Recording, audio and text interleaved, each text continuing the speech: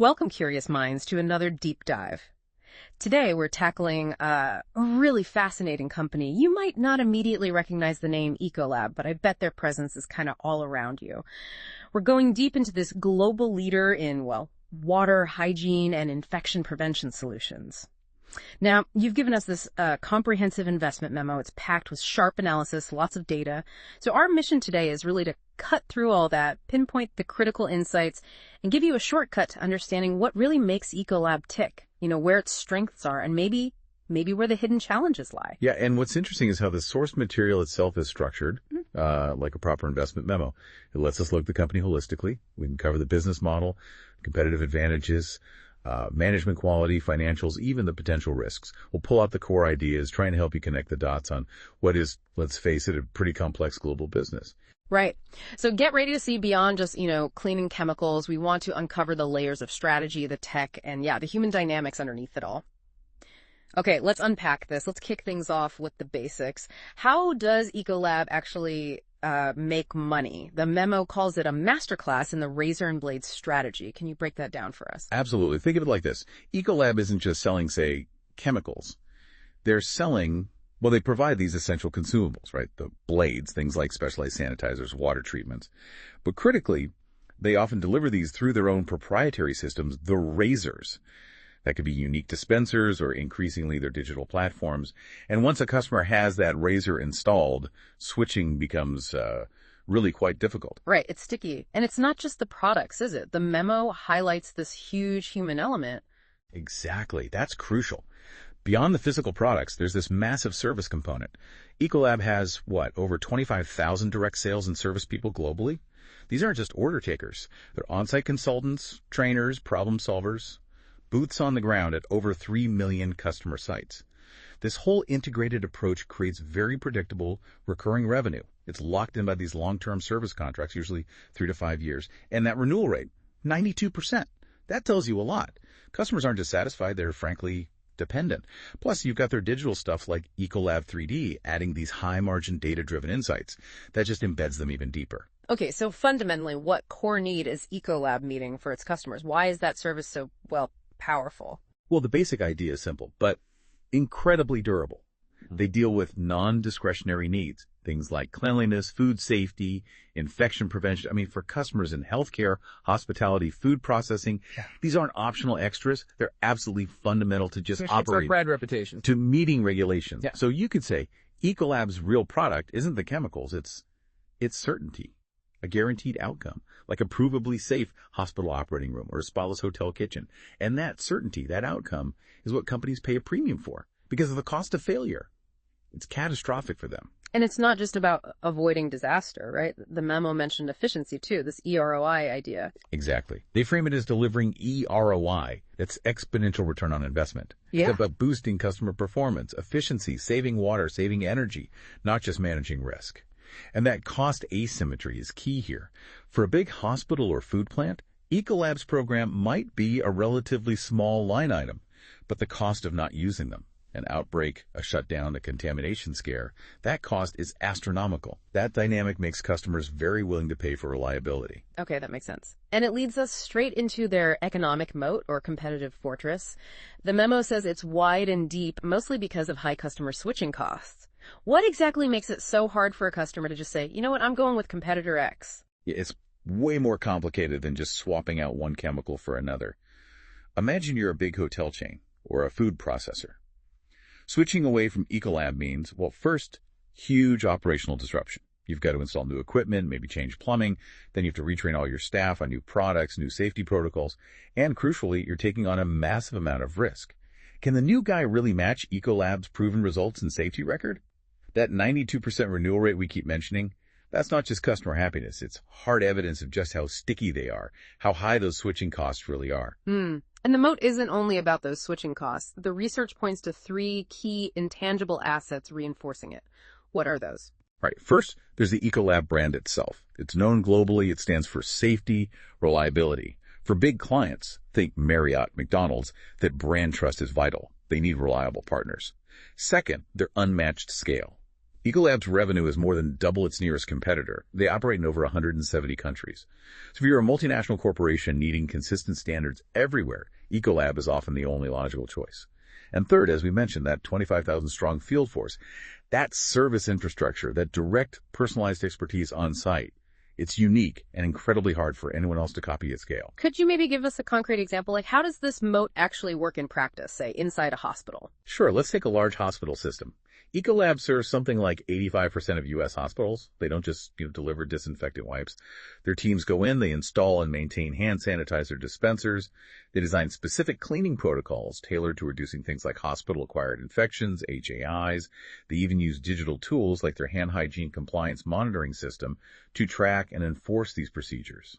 Now, the cost of that whole program, it's tiny compared to the potential fines, the lawsuits, the reputational nightmare a hospital faces if they have a serious HAI outbreak.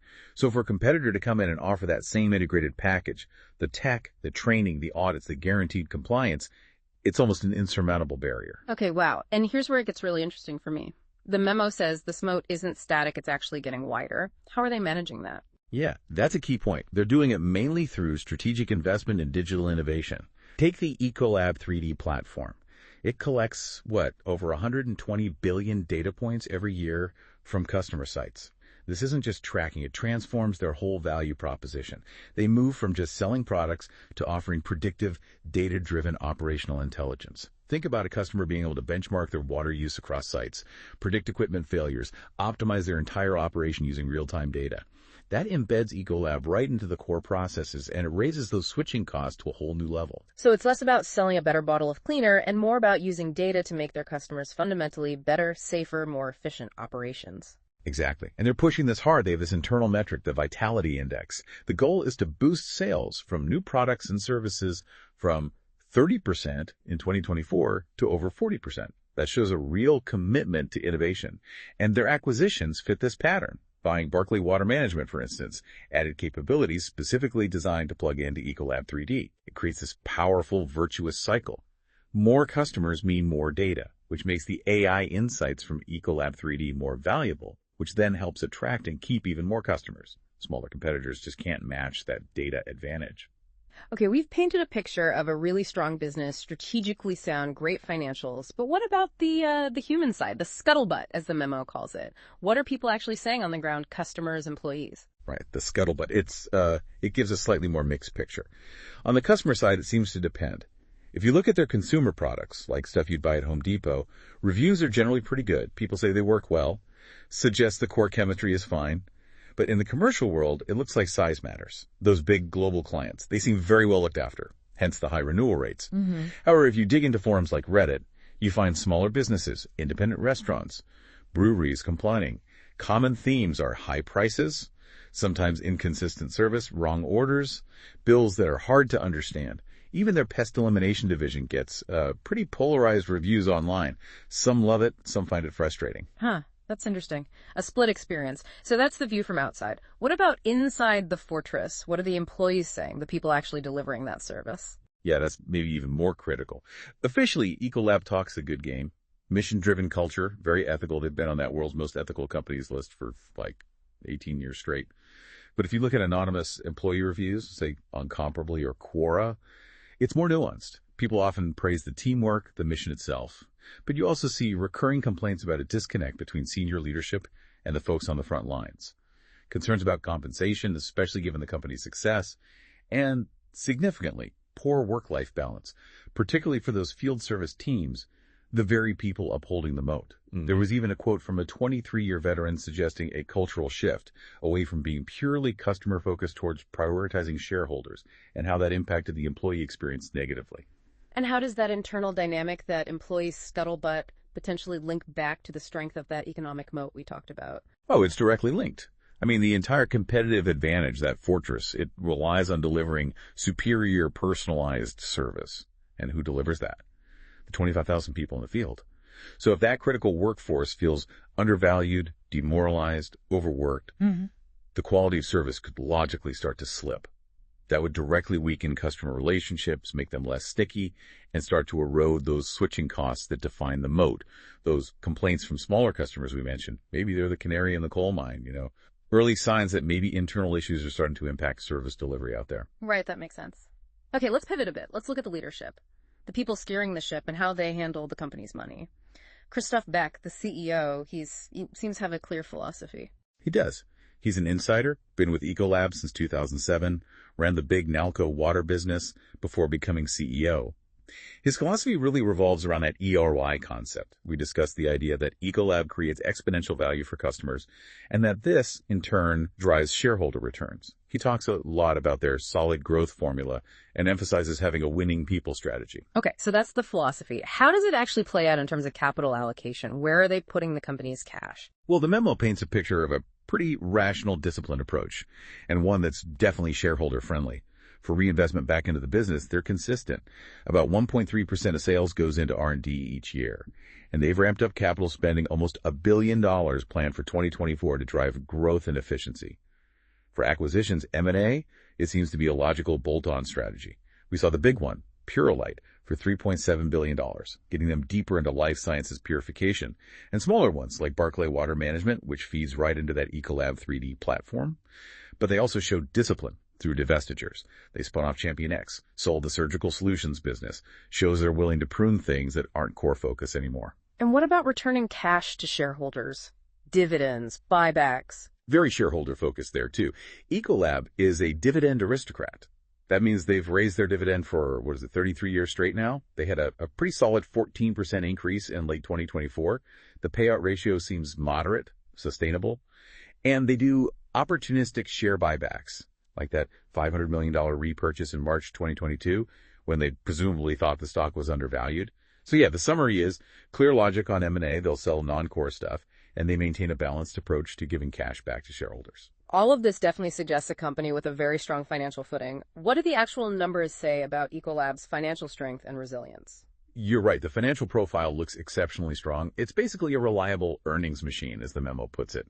You see steady growth in net sales from around $11.8 billion in 2020 up to $15.7 billion in 2024. And maybe more importantly, net income saw strong growth too, from about $967 million to over $2.1 billion in that same time frame. That really shows they have pricing power and can expand margins even through tricky economic periods. And what about those key quality ratios? Things like return on invested capital, free cash flow. Yeah, those really underscore the quality. Let's look at return on invested capital, ROIC. It's a great measure of how well they use their money. Ecolab consistently earns returns above its cost of capital. It hit a strong 12.7% in 2024, which was up nicely. And historically, it tends to be in the high single to low double digits. That's solid. Then there's free cash flow conversion. How good are they at turning accounting profit into actual cash?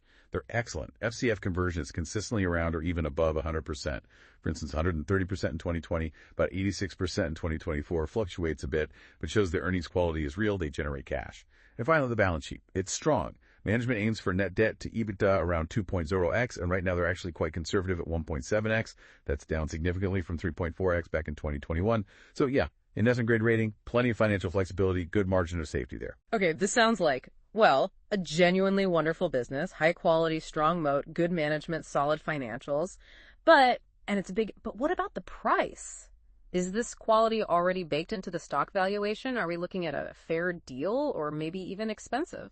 That really is the crux of the matter, isn't it? The price versus value question. Yeah. As of mid-2025, looking at the numbers, Ecolab's trading at a trailing 12-month PE ratio of somewhere between, say, 36x and 39x. And its price to free cash flow ratio, PFCF, is also pretty elevated, up around 49x on a trailing basis. Now, if you compare that PE of roughly 36x to its history, it's actually right in line with its 10-year average, which is 36.1x, and its 5-year average around 39x. So it sounds like the market isn't exactly giving this quality away cheap. It consistently demands a premium. That's exactly it. The memo calls the current price a demanding entry point. And I think that's fair. You can't really argue with the quality of the business, the moat, the management. It's all top-notch. However, those positive attributes seem fully recognized, fully reflected in that premium valuation. A PE of 36x, PFCF near 49x. That leaves, frankly, very little margin of safety for error. You're essentially paying for a wonderful company, but at what looks like a fair, maybe even full, price. The bet is that Ecolab can keep delivering exceptional growth and high returns for a very long time to justify it. Okay, so looking ahead then, what are the biggest engines that could drive future growth? And conversely, what are the real permanent impairment risks? The things that could seriously damage the company long term? Well, the primary growth engine everyone points to, and the CEO highlights this explicitly, is global water scarcity, especially where it intersects with high-growth, high-tech industries. Think about artificial intelligence. The massive data centers needed for AI consume enormous amounts of water for cooling. CEO Christophe Beck sees this as a major multi-decade tailwind for Ecolab. They position themselves as essential partners for enabling sustainable growth in AI, semiconductors, and other water-intensive sectors. That's a powerful narrative. It's definitely a big tailwind, but what about the risks? What could permanently break this machine? Right, the potential impairments. The memo identifies three main ones. First, and this brings us back to the Scuttlebutt, erosion of the service mode. That 25,000-person field force is the linchpin. If they fail to keep that team motivated, well-paid, effectively managed, then service quality could decline. That directly hits switching costs and pricing power, could erode the moat from within. Second, reputational damage from product liability. Ecolab's entire brand is built on trust, safety, reliability. A major product failure, think widespread public health issues linked to a product, or a serious environmental contamination event could cause lasting damage. The ongoing lawsuits over their Oxycide hospital cleaner, with those allegations of respiratory harm to workers. That's a real-world example of this kind of risk bubbling up. And third, technological disruption. Ecolab is innovative, yes, but they face big, capable rivals P&G, Danner, plus nimble regional players.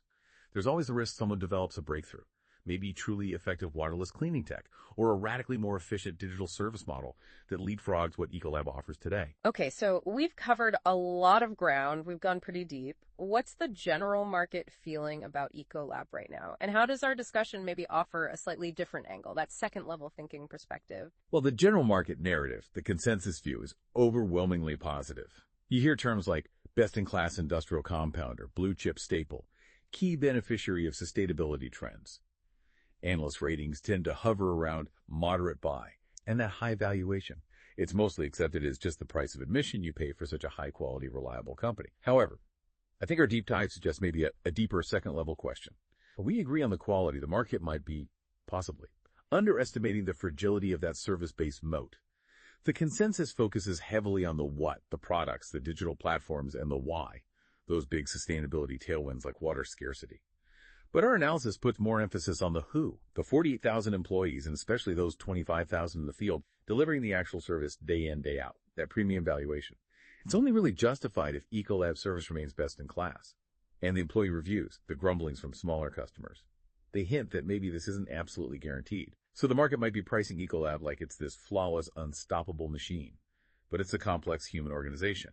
And failing to manage that human capital effectively, that could be a bigger threat than many appreciate right now. Right. That's a really crucial point. This has been a truly fascinating deep dive. We've peeled back the layers on a company that seems simple, but is actually incredibly complex. A strong business model, a formidable moat, good financial discipline. Indeed. But we've also uncovered that critical nuance, haven't we? That potential fragility linked to the service moat, the part that depends so heavily on its people. That's the kind of subtle tension you often find when you really dig into these seemingly impenetrable businesses. So wrapping this up, what does it all mean for you, the listener, thinking about a company like Ecolab? Well, the bull case is clear and compelling. You've got a durable moat, a business addressing essential needs, huge tailwinds like water scarcity and AI demand, plus proven rational managers. Yet the bear case gives pause. There's that demanding valuation, leaving little room for error. There's the potential vulnerability of the service moat if the human element isn't managed perfectly. There are real reputational and liability risks, like those Oxycide suits. And just the sheer size of the company makes supercharged growth harder over time, the law of large numbers. So the provocative thought we want to leave you with is this. When you invest in Ecolab today, at its current valuation, you're making a fundamental bet on the continued exceptional superiority of its people and its service. And this deep dive really challenges us to ask, how much is that human element truly priced into the market value of a business? Could a slow erosion in employee morale or service quality be the quiet factor that undermines even the strongest looking competitive fortress? Something to definitely mull over. Thank you so much for joining us for this deep dive into Ecolab. Until next time, keep exploring, keep asking questions, and stay well informed.